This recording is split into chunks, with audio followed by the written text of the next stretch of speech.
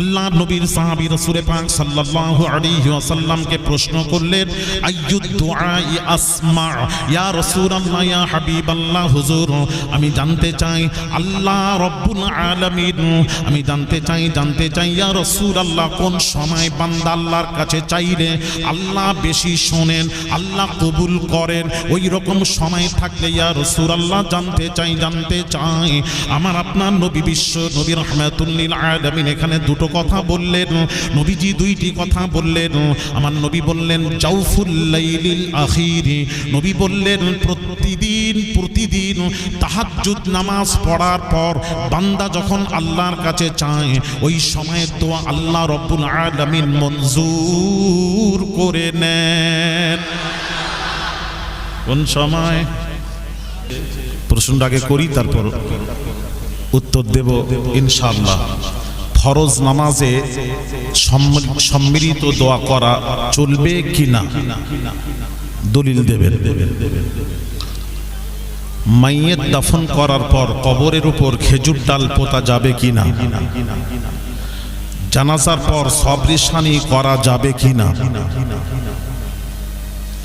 নবী দিবসের ঈদ মিলাদুন নবী করা যাবে কিনা, কোন ব্যক্তি ঈদের নামাজ জুম্মা পড়ে কিন্তু 5 ওয়াক্ত ঠিকভাবে পড়ে না, তার দান পরকালে উপকারে আসবে কি না?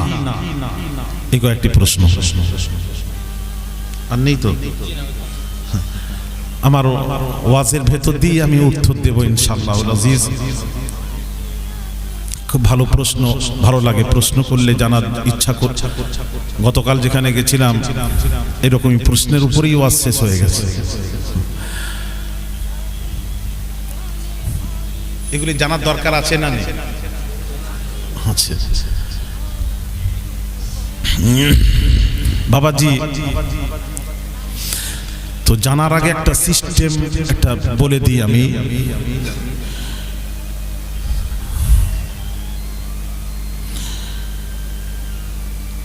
পৃথিবীতে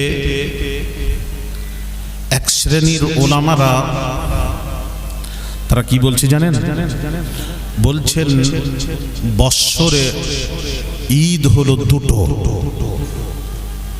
ঈদুল ফিতর, ঈদুল আজহা। এই দুইটি ঈদ ছাড়া বৎসরে আর কোনো ঈদ নেই। এক শ্রেণীর ওলামারা বলছেন না, এছাড়াও ঈদ আছে। এখন মাঝখানে সাধারণ মানুষ যারা, ইনারা কি করবেন? কোনটাকে মানবেন, কোনটা ছাড়বেন? এর একটা সিস্টেম আছে, আমি বলে দিচ্ছি।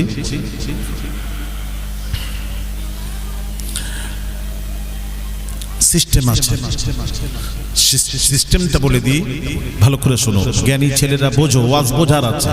হই হই করে ঘটনা মুখস্থ করে বলে দেব, ওটা ওয়াজ নয়, বোঝার চেষ্টা করো। মা বোনেরা বোঝেন, কেউ বিভ্রান্তি করতে পারবে না ইনশাআল্লাহ। রাসূল পাক সাল্লাল্লাহু আলাইহি ওয়াসাল্লাম হুজ্জাতুল বিদা যখন হজ পাকে গেলেন, শেষ হজ পাকে গেলেন, হজ করতে গিয়ে আরাফার ময়দানে জাবালে রাহমা, ওখানে 100 লক্ষ সাহাবীদের মাঝে, হাদিস শরীফ সহিহ হাদিস, 100 লক্ষ সাহাবীদের মাঝে নবীজি ভাষণ দিতে গিয়ে বহু কথা বললেন। তার মধ্যে নবীজি বলেছিলেন, তারাকতু ফীকুম আমরাইন লান তাদিল্লু মা তামাসসাকতুম বিহিমা কিতাবাল্লাহি ওয়া সুন্নাত রাসূলি। নবীজি বললেন, আমি তোমাদের মাঝে দুইটি জিনিস ছেড়ে যাচ্ছি, আমি চলে গেলেও অসুবিধা নেই, তোমাদের মাঝে দুইটি জিনিস ছেড়ে যাচ্ছি, ওই দুইটি জিনিসকে যদি মজবুত করে ধরতে পারো, পৃথিবীর কেউ তোমাদেরকে পথভ্রষ্ট গুমরাহ করতে পারবে না।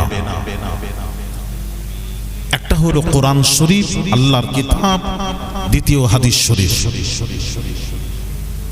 অন্যত্র আল্লাহ রাব্বুল আলামিন কোরআন শরীফে বলেছেন, ওয়াতাসিমু বিহাবলিল্লাহি জামিআন ওয়া লা তাফাররাকু। আল্লাহ পাক বলছেন, আমার রস্সিকে মজবুত করে ধরো। এখানে রস্সি দিয়ে মুফাসসিরগণ, আইম্মায়ে মুফাসসিরিন তারা লিখেছেন, এখানে রস্সি দিয়ে কোরআন হাদিসকে বোঝানো হয়েছে। কোরআন হাদিসকে মজবুত করে ধরো, আর নিজেদের মধ্যে ঐক্যবদ্ধ হয়ে থাকো।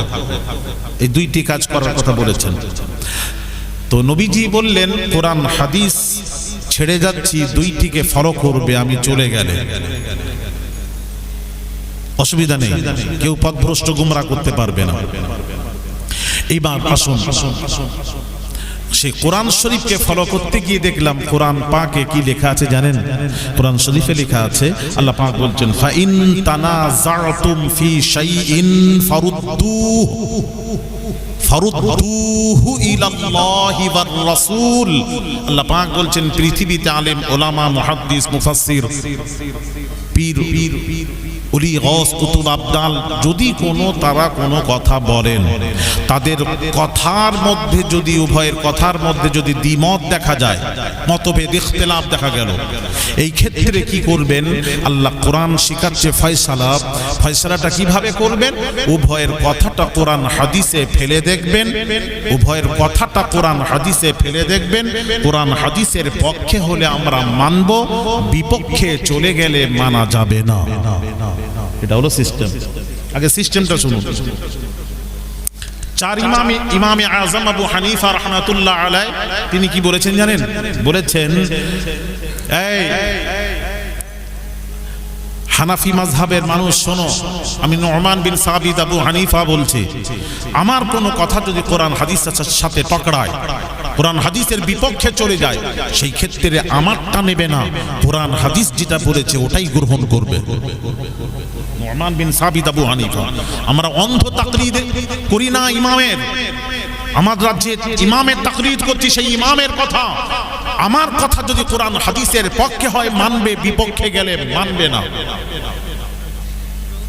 এ কথা বুঝতে পারছেন না? সিস্টেমটাকে বুঝুন, তারপর লড়াই করবে। অনেক লোকে বলে না, আমরা কোথায় যাব হুজুর, বিভ্রান্তিতে পড়ে যাচ্ছি। কোথায় যাবেন মানে? বলবেন না, কোরআন হাদিসে ফেলে দেখব, কোরআন হাদিসের পক্ষে হলে মেনে নেব, বিপক্ষে গেলে মানা যাবে না। এখন যারা বলছেন ঈদ দুটো, ঠিক আছে, এক শ্রেণীর ওলামারা বলছেন না, ঈদ দুটো নয়, আরো আছে। মতভেদ, ইখতিলাফ দেখা গেল।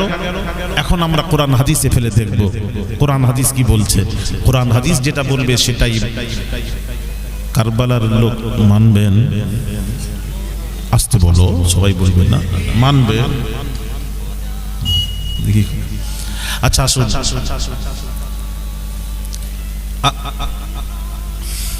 আল জামিউস সাগীর হাদিসের কিতাব, এটা ইমামে জালালউদ্দিন সুয়ুতি রাহমাতুল্লাহ আলাইহি, এই হাদিসের কিতাবটাকে ইমাম নাসিরউদ্দিন আলবানী, আহলে হাদিস লামাযহাবীদের মৌলবী, যদি কেউ থাকো লামাযহাবীরা ভালো করে শোনো, আলহামদুলিল্লাহ শোনো, আমি গোটা ভারতবর্ষে ডাঙ্কা বাজাই, পুরো বাংলাদেশ, বাইরের কান্ট্রি তো আল্লাহ নিয়ে গেছেন। শোনো শোনো শোনো, নাসিরউদ্দিন আলবানী এই হাদিসের কিতাবটাকে দুই খণ্ড করেছেন। একটা জয়ীফ হাদিস তুলেছেন, আর একটা সহিহ হাদিস, সহিহ হাদিসগুলি তুলেছেন। সহিহ খণ্ডে যে হাদিসগুলি তুলেছেন, সেই হাদিসের বর্ণনায় ইনি বলছেন দিনের মধ্যে শ্রেষ্ঠ দিন কোনটা। হাদিস এনেছেন, সহিহ হাদিস, ইন্না ইয়াউমাল জুমআতি সাইয়্যিদুল আইয়াম, দিনের মধ্যে শ্রেষ্ঠ দিন হলো জুমার দিন। দিনের মধ্যে শ্রেষ্ঠ দিন কি? জুমার দিন।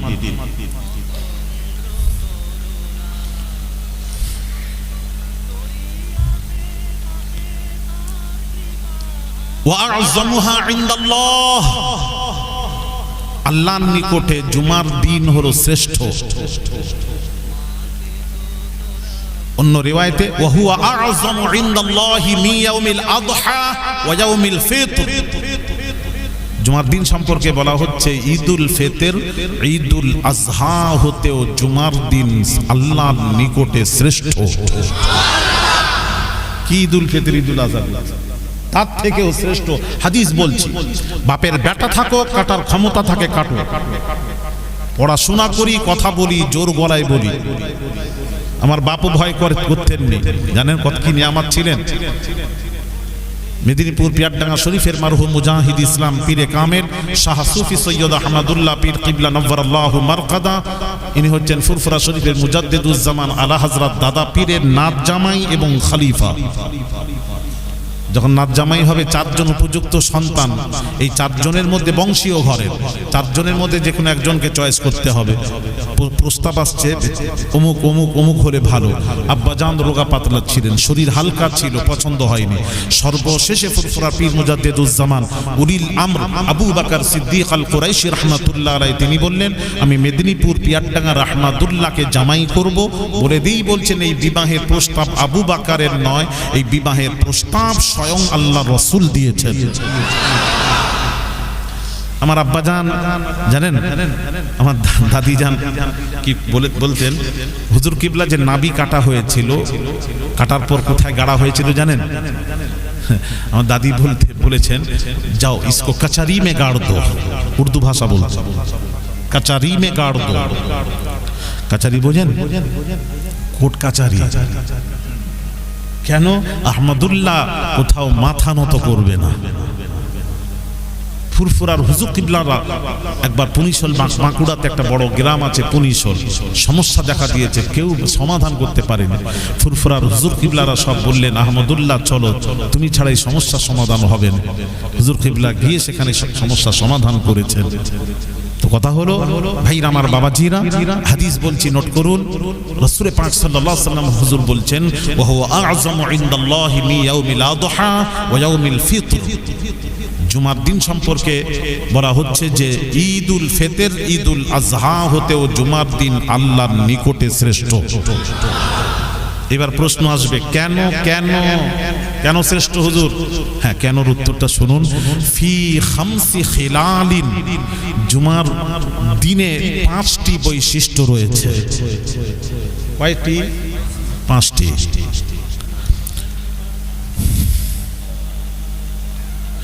ফিহি খুলিকা আদম,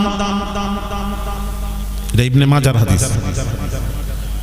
আদম আলা নবিয়িনা আলাইহিস সালাতু ওয়াস সালামকে যেদিন পয়দা করা হয়েছিল বাবা, সেই দিনটা ছিল জুমার দিন।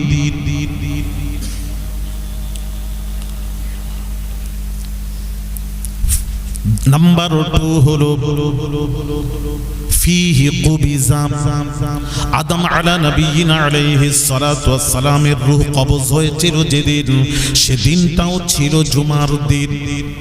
3 নম্বর কারণ জুম্মা শ্রেষ্ঠ। 3 নম্বর কারণ ওয়াহবাতাল্লাহু ফিহি আদম ইলাল আরজ, আদম আলা নবিয়িনা আলাইহিস সালাতু ওয়াস সালামকে দুনিয়ায়, বেহেশত থেকে দুনিয়ায় যে নামানো হয়েছিল, শরণ দ্বীপে নামানো হয়েছিল। আমি এই চোখে দেখে এসেছি, আল্লাহ দেখার সুযোগ করেছেন। শ্রীলঙ্কা আল্লাহ নিয়ে গেছেন, দেখেছি। হাবিল কাবিলের মাজারটাও জিয়ারত, হাবিল কাবিলের মাজার জিয়ারত করেছি। সেই শরণ দ্বীপে নামানো হয়েছিল যেদিন, সেদিনটাও ছিল জুমার দিন। ওয়াফিহি তাকুমু সাআ, ওয়াফিহি তাকুমু সাআ, কিয়ামত যেদিন হবে সেদিনটাও হবে জুমার দিন। এই 5টি কারণের জন্য জুম্মা শ্রেষ্ঠ। হ্যাঁ, 4টা হলো? কটা হলো? এই তো এরা কিছু বলেনি আর তুমি। 4টা হলে তাহলে একটা থাকবে। কটা হলো? ভালো করে শুনবেন, মন যেন অন্যদিকে না থাকে। 4টা হলো, রাইট। 5 নম্বর হলো জুম্মা শ্রেষ্ঠ কারণ, 5 নম্বর কারণ ওয়াফিহি সাআতুন লা ইয়াসআলুল্লাহ ফিহি আল-আবদু শাইআন ইল্লা আ'তাহু ইয়্যাহ মা লাম ইয়াসআল হারামান। জোরে বলুন। ব্যাস, এই 5 নম্বর কারণ, এই জন্য জুম্মা শ্রেষ্ঠ। শুনতে চাইলেন, বলে দিলাম 5টি কারণের জন্য জুম্মা শ্রেষ্ঠ। হ্যাঁ, কি হলো? ও আরবিকের মানে বলবো? আচ্ছা আচ্ছা, আরবিকের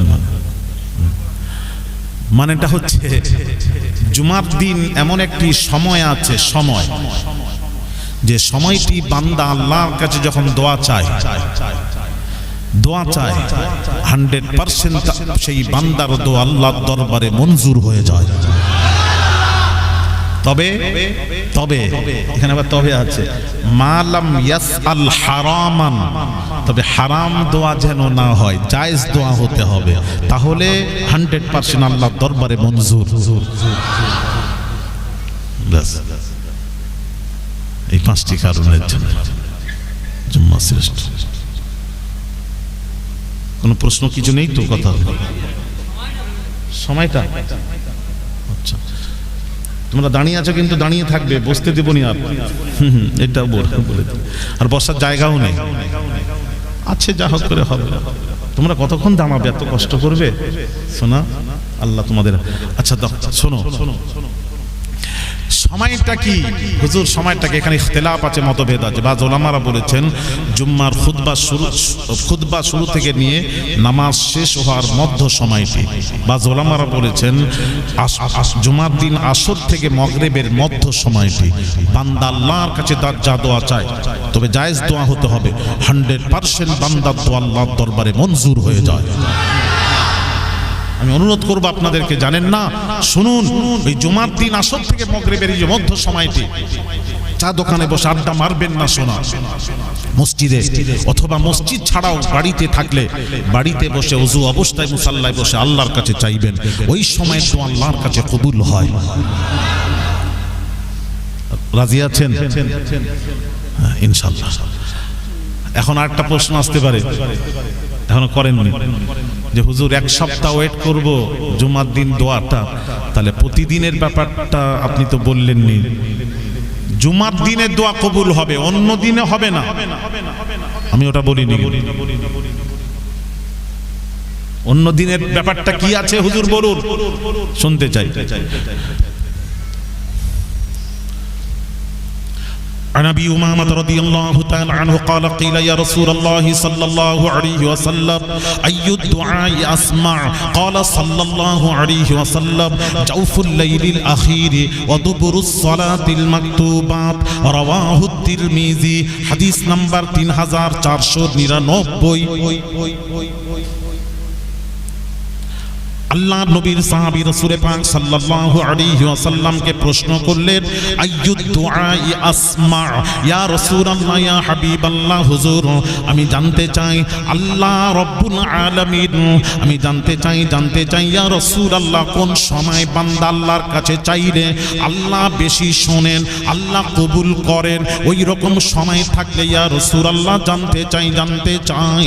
আমার আপনার নবী বিশ্ব নবী রাহমাতুল লিল আলামিন এখানে দুটো কথা বললেন, নবীজি 2টি কথা বললেন। আমার নবী বললেন জাউফুল লাইলিল আখির, নবী বললেন প্রতিদিন তাহাজ্জুদ নামাজ পড়ার পর বান্দা যখন আল্লাহর কাছে চায়, ওই সময়ের দোয়া আল্লাহ রব্বুল আলামিন মঞ্জুর করে নেন। কোন সময়? কথা বলেন না, কথা না বললে কিন্তু তোমরা বললে আমি কিন্তু শুনবো না, বেঁকে বসবো। ফাইনাল করে নেন কোন সময়? তাহাজ্জুদটা কখন? কে বললো না 12টার পরে? 12টার পরে বলেন কেন? সব জায়গায় প্রশ্ন করে 12টার পরে। ঈশার পর থেকে, হ্যাঁ ঈশার পর থেকে নিয়ত করে বসলাম।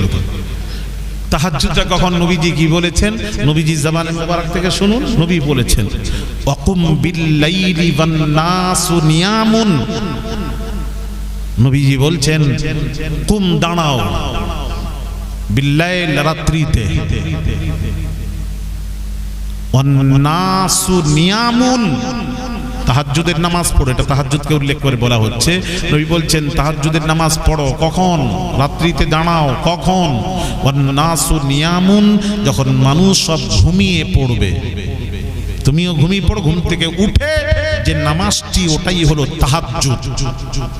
এই তাহাজ্জুদ যখন সে 1টা 2টো 3টা নির্জন সব ঘুমিয়ে পড়বে, তখন উঠে আল্লাহর নামাজ পড়ো, এটা হলো তাহাজ্জুদ। ওই তাহাজ্জুদ নামাজ পড়ার পর বান্দা যখন আল্লাহর কাছে চায়, ওই সময়ের দোয়া আল্লাহ বেশি শোনেন। সহিহ তিরমিজি, সুনানে তিরমিজি। নাম্বার 2 নবীজি বলছেন, আল্লাহর নবী বলেন নাম্বার 2 ওয়াদুবুরুস সালাতিল মাকতুবাত, ওয়াদুবুরুস সালাতিল মাকতুবাত। আল্লাহর নবী বলেন, আল্লাহর রাসূল বলেন 2 নম্বর হলো ওয়াদুবুরুস সালাতিল মাকতুবাত। আল্লাহর নবী বলেন 5 ওয়াক্ত ফরজ নামাজ পড়ার পর বান্দা যখন আল্লাহর কাছে চায় ওই সময়ের দোয়া আল্লাহ রাব্বুল আলামিনের দরবারে মঞ্জুর হয়ে যায়। জুড়ে বলুন, প্রত্যেক ফরজ নামাজ 5 ওয়াক্ত ফরজ নামাজের পর দোয়া করলে 100% বান্দার দোয়া আল্লাহর দরবারে কবুল হয়ে যায়। হ্যাঁ, আর আজকাল আবার কিছু আছে, এই দেখেন না, প্রশ্ন এসে গেছে, ফরজ নামাজের পর দোয়া করে না। আমি মুম্বাইতে জলসায় গেছি, মুম্বাইতে গরিবারে জলসায় গেছি। আমাকে মসজিদে নামাজ পড়তে নিয়ে গেছে এক মসজিদ ইমাম সাহেব। আসসালামু আলাইকুম ওয়া রাহমাতুল্লাহ, আসসালামু আলাইকুম ওয়া রাহমাতুল্লাহ। জিও গো, সালাম ফিরিয়ে সোজা রুমে। আমি আস্তে করে রুমে ঢুকলাম। আসসালামু আলাইকুম ওয়া রাহমাতুল্লাহ। कहां से तशरीफ ला रहे हैं? मैंने कहा कलकत्ता से। वो कलकत्ता का मौलाना है? मैंने कहा जी हाँ। कुछ अर्ज करना चाहते हैं? मैंने कहा जी हाँ। बताइए मौलाना। मैंने कहा आप नमाज के बाद, फर्ज नमाज के बाद बगैर दुआ के आ गए, दुआ नहीं किया आपने। আমাকে বলছে আমি ফরজ নামাজের পর দোয়া না করে চলে এলেন কেন? বলছে नमाज तो हो गई, नमाज के साथ दुआ का कोई ताल्लुक नहीं है। যেই বলেছে তাল্লুক নেই হ্যায়, তখন আমি চিন্তা করলাম এই কোম্পানি আমাদের নয়। মনে করবেন এই কোম্পানি আমাদের, বলো কথা বলে না, সব কোম্পানি নিয়ে কাজ করা যাবে না। আমি নিজে মিজলা হুজুর পীর কিবলাকে আমি থাকায় ওলামারা প্রশ্ন করেছিলেন, কথা বুঝতে পেরেছেন? গায়ের মুকাল্লিদ যারা লামাযহাবী তাদের পেছনে ইক্তেদা ফুরফুরার মিজলা হুজুর পীর কিবলা হুজুর নিজে বলেছেন জায়েজ নয়। তাহলে মেমো করছেন কেন? যেটা কথা সেটা বলুন। তাদের আকীদার ব্যাপারে গন্ডগোল আছে, এই জন্য জায়েজ নয়। ভাইরা আমার, বাবাজিরা, আমাকে তখন কি বলছিলেন, ফরজ নামাজের সাথে নামাজের পর দোয়ার কোনো সম্পর্ক নেই। তারপর কি বলছেন, आपको मालूम नहीं है मौलाना सऊदी नहीं गए? मैंने कहा जी हाँ गया था, हज किया हूं मैं। तो हज पाक करने के बाद फिर सवाल कैसे कर रहे हैं आप? কেন সওয়াল করছেন? হজে গিয়ে আপনি দেখেননি মক্কা মদিনার ইমাম ফরজ নামাজের পর দোয়া করেন? আমি বললাম না, করেননি। তাহলে যেখান থেকে ইসলাম শুরু হয়েছে ওখানে হয়নি, আপনারা কি শুরু করেছেন? ও আচ্ছা আচ্ছা। আমি তখন মনে মনে করলাম, দেখছো কিছু ছেলেরা আছে, এরা দলিল কি দেয় জানেন? সৌদি আরবে হয়নি, আমরাও করব না। তাই তো কথা বলেন না কেন? এরকম নেই তো? না, এরকম আছে তো? সৌদিতে যারা গেছে দেখবেন, আসার পর দেখবেন সব চেঞ্জ, মুড চেঞ্জ। ভালো ছিল আগে, ফুরফুরা দাদা পীরকে মানতো, যেই ওখান থেকে এসছে বলছে চলবেন না সব। আমার সামনে এসে বল না, কত ক্ষমতা আছে তো। আমি দেখি আস্তাগফিরুল্লাহ আল-আযীম, আস্তাগফিরুল্লাহ। আজহাল ডাহা মূর্খ ছাড়া এই ধরনের কথা বলতে পারে না। আলেম সমাজ কখনোই কথা বলতে পারে না। মক্কা মদিনাতে হয় না, ইসলাম ওখান থেকে শুরু হয়েছে। ভাইরা আমার, বাবাজিরা, আল্লাহর নবী কি বললেন? আল্লাহর নবী আরাফার ময়দানে জাবালে রহমতে সওয়ালক্ষ সাহাবীদের মাঝে সহিহ হাদিস, নবীজি বলছেন তারাকতু ফীকুম আমরাইন লান তাদিল্লু মা তামাসসাকতুম বিহিমা কিতাবাল্লাহি ওয়া সুন্নাত রাসূলি। আল্লাহর নবী বলেন, ও সাহাবীরা, উম্মতেরা, আমি চলে গেলেও তোমাদের অসুবিধা নেই, অসুবিধা নেই। আমি চলে গেলেও তোমাদের মাঝে দুইটি জিনিস ছেড়ে যাচ্ছি, দুইটি জিনিস। একটা হলো কোরআন শরীফ, দ্বিতীয় হলো হাদিস শরীফ। ওই দুইটিকে তোমরা মজবুত করে যদি ধরতে পারো, পৃথিবীর কেউ তোমাদেরকে পথভ্রষ্ট গুমরাহ করতে পারবে না। কোথায় আছে, কোন ব্যক্তি আছো এখানে দাঁড়িয়ে বলো। আমার নবী বলেছেন, আমি মক্কা মদিনাকে ফলো করবে, আমি চলে গেলে মক্কা মদিনাকে ফলো করবে, তারা যেটা করবে তোমরাও সেটা করবে। এই রকম একটা হাদিস আমাকে এনে দেখান। কথা বুঝতে পারছেন না? দেখান, সারেন্ডার হব, ক্ষমা চাইব, উইথড্র করব, আমার হাদিসটা কাটুন। এইরকম একটা হাদিস আনেন, নবী বলেছেন মক্কা মদিনাকে ফলো করবে। এ কথা কোথাও বলেনি। মরে গেলে তোর মরে গেলেও কিয়ামত পর্যন্ত আপনি সাবিত করতে পারবেন না, সাব্যস্ত প্রমাণ করাতে পারবেন না। যেহেতু বলেননি, প্রমাণ করাবেন কি? তাহলে নবী বলেছেন কোরআন হাদিসকে ফলো করবে। তাহলে মক্কা মদিনাতে কোথায় দোয়া হয় ওটা আমাদের জন্য দলিল নয়। দলিল হলো কোরআন ও হাদিস, ইজমা ও কিয়াস। চারটা হলো আমাদের দলিল। আহলে সুন্নাহ ওয়াল জামাতের কাছে চারটা দলিল। কটা দলিল? আর একটু জোরে, আবার মাঝখানে আবার কিছু আছে, বলবে না কোরআন ও হাদিস। ওই জন্য আমি একটা লাগালাম, শুধু কোরআন হাদিস নয়, কোরআন ও হাদিস, ইজমা ও কিয়াস। ইজমাটাও দলিল, কিয়াসটাও আমাদের জন্য দলিল। ইমামদের ফাকিহদের কিয়াস ওটাও দলিল।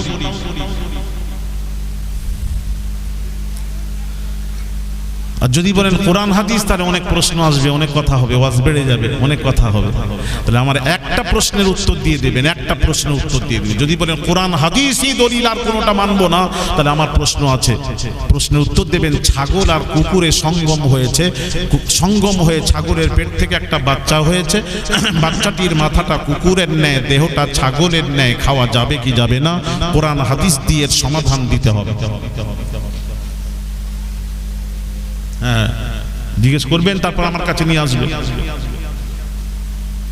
আরো আছে, হাজারো আছে, আমি বলছি না, বলছি তো ওয়াজ বেড়ে যাবে, নিয়ে আসবে।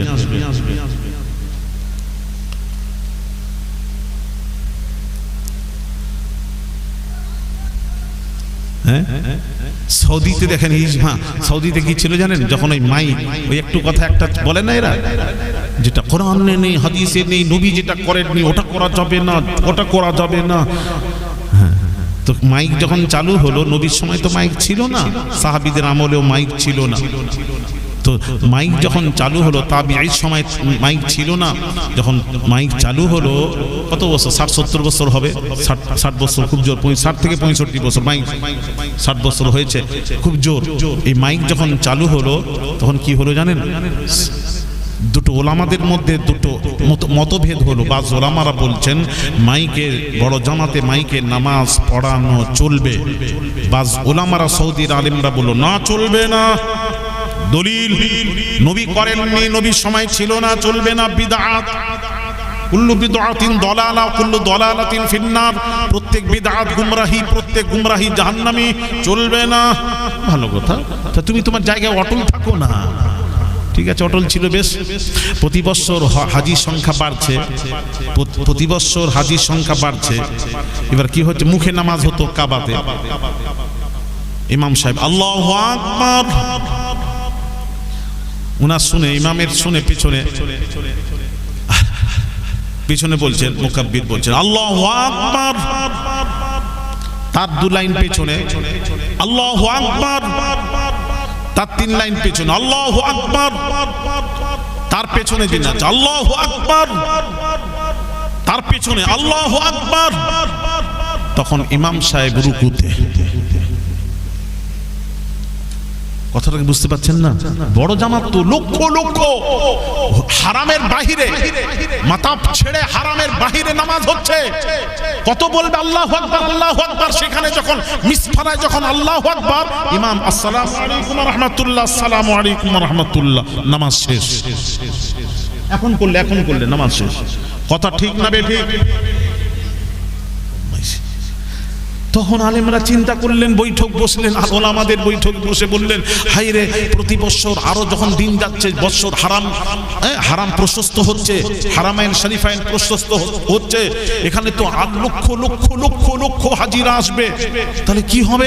মাইক যদি না থাকে, সে তো এখন তো আপনি জানেন, আমি নামাজ পড়েছি মিসফালা, সে কুবুরি, সে ব্রিজের কাছে, বাপরে কোথায় হারাম, কোথায় মিসফালার কুবুরি, মানে ব্রিজের কাছে, ওখানে নামাজ হচ্ছে হারামের নামাজ।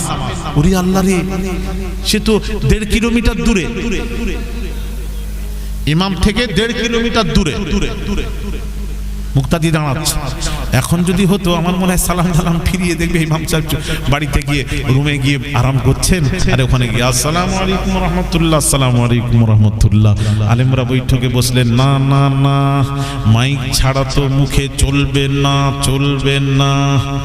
সব বসে আলোচনা হলো, সিদ্ধান্ত করলেন যে মাইকে ছাড়া নামাজ হবে না।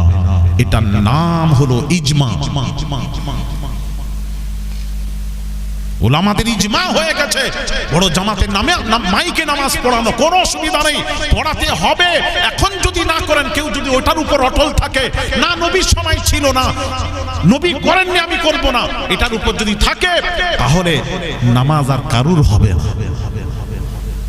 আমি কি বোঝাতে পারছি?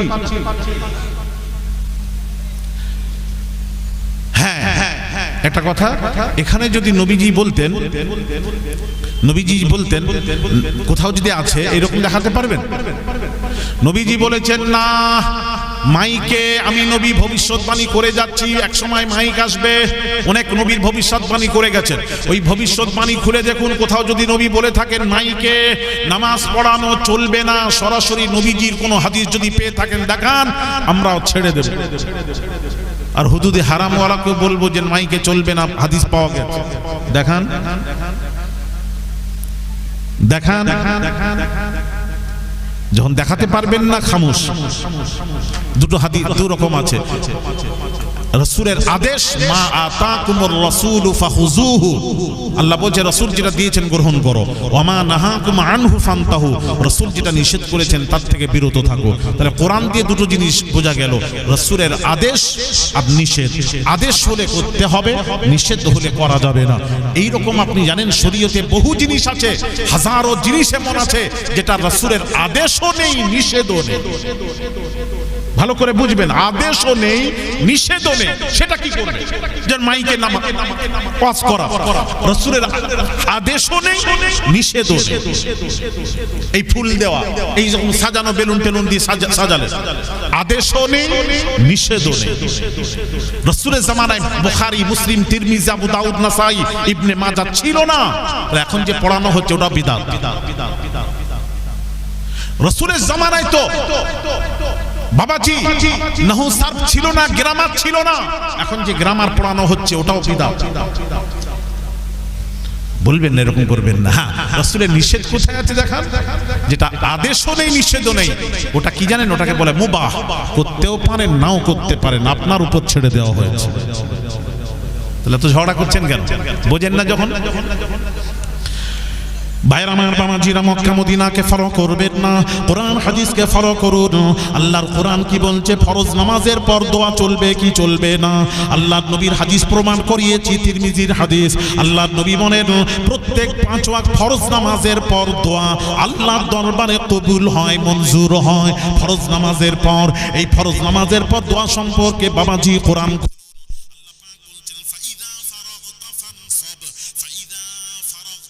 মুহাম্মদ মিন সলাতিল মাকতুবা, আল্লাহ পাক বলছেন, হাবিব আপনি যখন ফরজ নামাজ পড়ে নেবেন, আল্লাহ পাক বলছেন, হাবিব আপনি যখন ফরজ নামাজ থেকে ফারেক হবেন, ফানসাব ফিদ দুআ ইলা রাব্বিক, দোয়ার মধ্যে লেগে যান।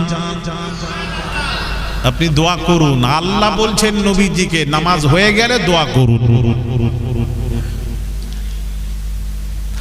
তাহলে যিনি বলছেন ফরজ নামাজের পর দোয়া চলবে না, তার কথাটা কি কোরআন হাদিসের পক্ষে গেল না বিপক্ষে গেল? একটু জোরে। এখন কি করবেন? কোনটা মানবেন? Mecca Medina?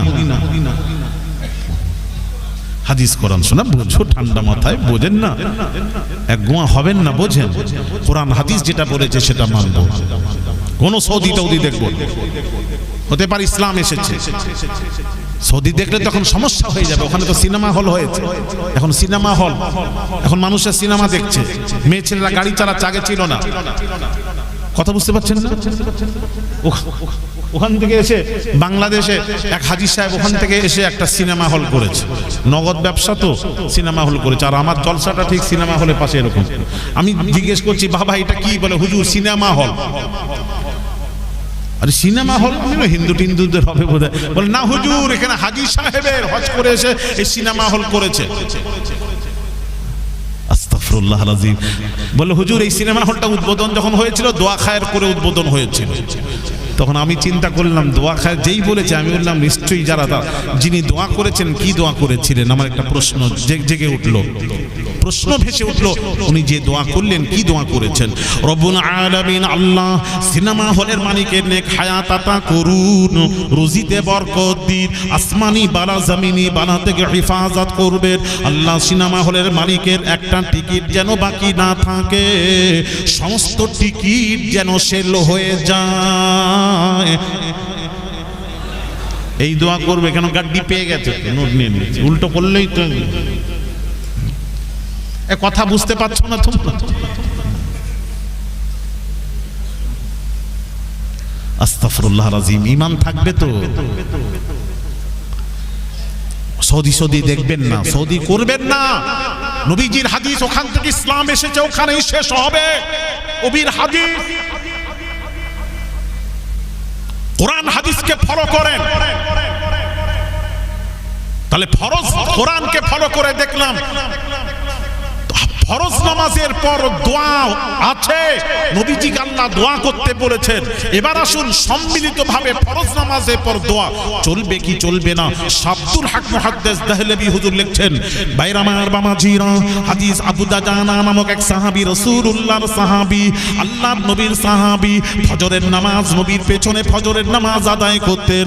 প্রতিদিন ফজর নামাজ পড়ে চলে যেতেন, বাড়ি চলে যেতেন। আল্লাহর নবী একদিন জিজ্ঞেস করলেন, এ আবু দাজানা শোনো শোনো, আবু দাজানা শোনো শোনো, তুমি প্রতিদিন ফজরের ফরজ নামাজ পড়ে চলে যাও, দোয়াতে শামিল হও না কেন? নবীজি বলছেন, আমার দোয়াতে শামিল হও না কেন?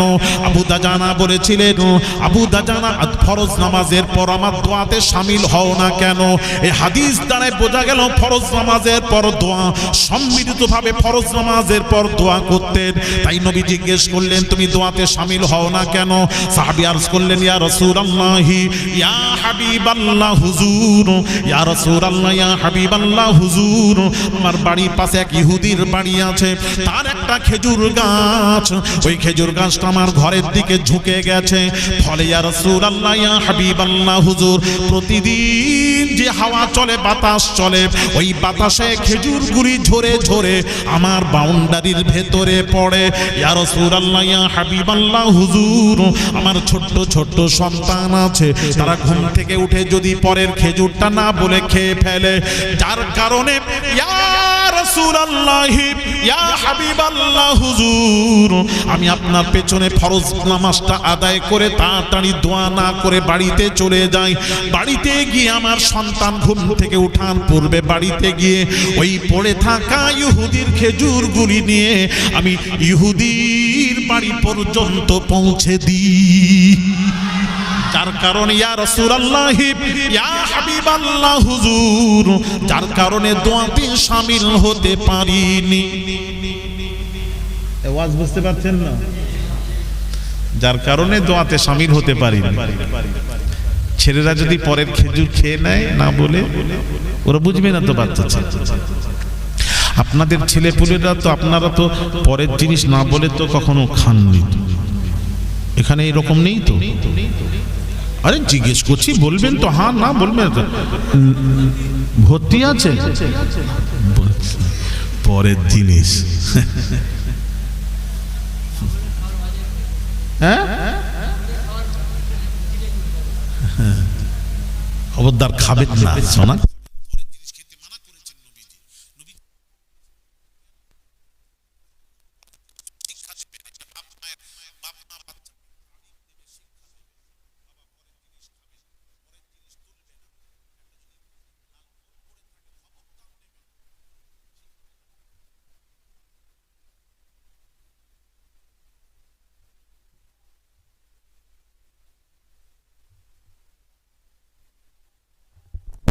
কিন্তু বলছি, আমি বিস্তারিত বলছি না, সময় অনেকগুলো কথা বলতে হবে।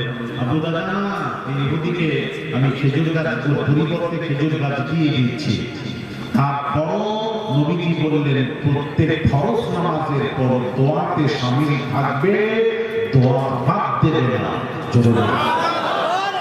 দোয়াকে এত গুরুত্ব দিয়েছিলেন যে ফরজ নামাজের পর দোয়া বাদ দেবে না, পরিবর্তে খেজুর গাছ দিয়ে দিচ্ছি, তুমি আর দোয়া ছেড়ো না, তার কারণ প্রত্যেক ফরজ নামাজের পর দোয়া আল্লাহর দরবারে কবুল হয়।